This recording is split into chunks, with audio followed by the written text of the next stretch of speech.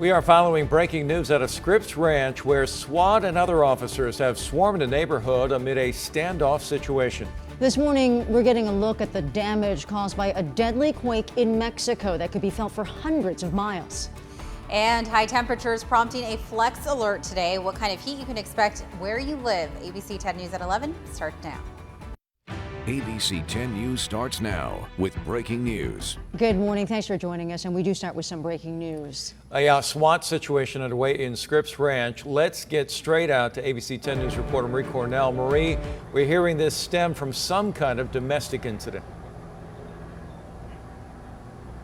Yeah, Jim, police are telling us all of those that are involved are related. Let me step out of the way and show you there is a huge police presence out here. I spoke with the captain who's in charge of this scene. He tells me they are bringing in the resources they need to try and end this peacefully. We saw a fire truck pull through, and you also see the ambulance right there. So this area, just to let you know, this is the area off of Mulgrave and Pentonwell Road. What we're being told is just after 6:30 this morning, police got a call from a person who had gotten assaulted. When officers arrived, they found the person outside with injuries. The suspect, who they say did this, was still inside of the house. Since then, police have been trying to get in contact with him. He has not responded to any of their requests. We know he is a family member, according to police, a family member to the victim from today's incident. We're also told just last week there was another assault on another family member who also lives in this same house. So this is all involving the same suspect. They have not released this person's name, but police say he is a 20-year-old man. Again, they tell us their goal is to end this peacefully. Until then, this neighborhood will be blocked off. If you live near Mulgrave and Pentonwell Road, you will have to show ID if you want to get back into your house. No evacuations have been made. As I mentioned, they are still working to get in contact with the 20-year-old man that is inside of the house. So we are monitoring the situation from out here. We also have Sky 10 from above, and we'll give you another update coming up in 30 minutes. We're live from Scripps Ranch. Marie Cornell, ABC 10 News. Marie, thank you for the latest out there. Well, later today, a flex alert is going to go into effect. Californians being asked to conserve energy as temperatures creep up. Well, state officials are expecting more people than usual to fire up the AC. It could put a strain on the power grid. The alert lasts from 4 to 9 tonight. Now, during that time, they're asking people to keep the thermostat at 78 degrees or higher, avoid using major appliances, and turn off unnecessary lights. They say flex alerts like today will help keep the power grid stable and avoid rotating outages.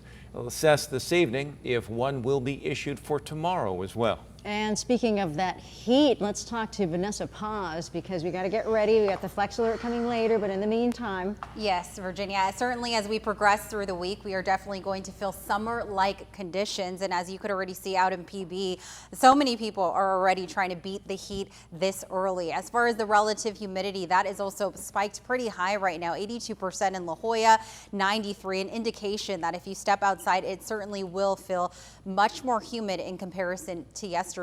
As far as the temperatures go right now, majority of us are in the 70s along the beaches, already 80s and close to 90 through those inland areas, including Escondido sitting at 87 and 95 already in Warner Springs. As we fast forward, today's highs are going to top out close to 80 along the beaches, and many of us in the inland neighborhoods are going to sit in the 90s. It will be hot, but as far as record-breaking heat, probably not going to go there as far as breaking any records today. In fact, some of the records that we were looking at, Borrego Springs 115, today's forecasted to be 108. Campo will be 5 degrees below that record-breaking heat. But again, no record breakers that we're expecting, and we're just going to be about 10 degrees or so above normal. As far as watches and warnings go, those are in effect, and I'll let you know where and who that is affecting right now. That's coming up in my full forecast. Virginia. Thank you, Vanessa. Well, today, a former San Diego County Chief Medical Officer, one of the early faces of San Diego's COVID-19 response, is suing the county. Dr. Nicholas Yfantides says the county discriminated against him. The lawsuit describes it as, quote, disability discrimination.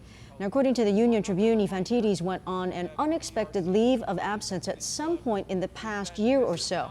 He's detailing his claims right now. Team 10 reporter Adam Rakusin is on top of that, and we'll have more information later today. Well, meanwhile, this morning, renewed calls from the World Health Organization for countries to halt their booster shot rollouts. But now the group is pushing countries like the U.S. to hold off until the new year. WHO made similar remarks earlier this summer, saying less developed countries were still struggling to get people their first shots. They want countries to wait on boosters until every nation has vaccinated at least 40% of its population. So the county announcing a new effort today to improve health care for jail inmates. Leaders say the vast majority booked into custody are under the influence of drugs or alcohol when they arrive. County Board Chair Nathan Fletcher announcing a significant push to improve inmate care to try to keep them from coming back. ABC 10 News anchor Mary McKenzie joining us live from outside the county admin building. Mary, the county is making a sizable investment in services and staff. We're talking $25 million, Virginia, to hire 160 staff members and to start this comprehensive program for treatment. Everything from medication, intake assessments, behavioral and mental health therapy, and then connection to resources for people once they get out of jail. We're going to spend the money either way. We're either going to spend it on you continuing to come back and break the law and get incarcerated and get released and break the law and get incarcerated and released, or we're going to spend it on maybe helping you get well and not come back. Chair Nathan Fletcher stood alongside San Diego County Undersheriff Kelly Martinez and Behavioral Health Services Director Dr. Luke Bergman to announce a plan to add more clinicians and social workers and to begin a comprehensive ongoing assessment and treatment plan for anyone who enters a detention facility in the county. Dr. Bergman said today that 70% of inmates are addicted to a substance. Right now, Undersheriff Martinez says the only treatment for behavioral or mental health or addiction is offered to incarcerated women who are pregnant. She says currently there are no standard comprehensive assessments that are done at intake, which can also lead to overdose or other medical crisis. Those who come to jail on opioids, for instance, are left in withdrawal without treatment, which Dr. Bergman said leads to further abuse once they're out. All of these services, from medication to behavioral and mental health treatments, meant to lower rates of recidivism, which ultimately, for anyone who says we shouldn't care about people who are in jail, could lead to lower crime rates and safer communities. Individuals that are addicted to illicit substances are often the ones that are committing thefts and other crimes in our communities. A lot of violent crime is committed by people who are under the influence, and if we can head that off while they're in our care, while they're in our custody, if we can turn that around and provide them services when they go into our communities will be safer. And Fletcher also highlighted the integrated work of a number of different departments within the county in order to make this happen. Today was the announcement of that signing of a memorandum of understanding to move this forward. Reporting live from the County Administration Building, Mary McKenzie, ABC 10 News. Mary, thank you very much. Well, now to that earthquake, magnitude 7.0 that rocked parts of Mexico overnight, struck near Acapulco, could be felt for hundreds of miles. That quake killing at least one person, and this morning, sunrise shedding light on just how much damage it caused. ABC's Rena Roy has more. A powerful earthquake striking near the popular tourist town of Acapulco Tuesday night. The epicenter just 10 miles from the coastal city. Buildings rocking and swaying, walls crumbling, power poles collapsing. The 7.0 magnitude quake even shaking the ground for about a minute nearly 200 miles away in Mexico City. This woman says her lights went out, the house began to tremble, and things started falling.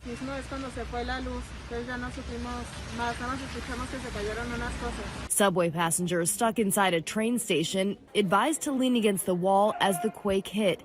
This car shuddering in the street, a traffic light rattling overhead. The power cut to nearly 2 million people for some time, many evacuating their buildings in their pajamas, huddling with children and pets in the rain until things settled down. The Mexican president says one man riding his motorcycle died, but there were no reports of other serious injuries or catastrophic damage. Until about 5 a.m. local time, there were at least 150 aftershocks. Many are still without power, and Mexican officials say they're conducting reviews in 10 different states across the country. Rena Roy, ABC News, New York.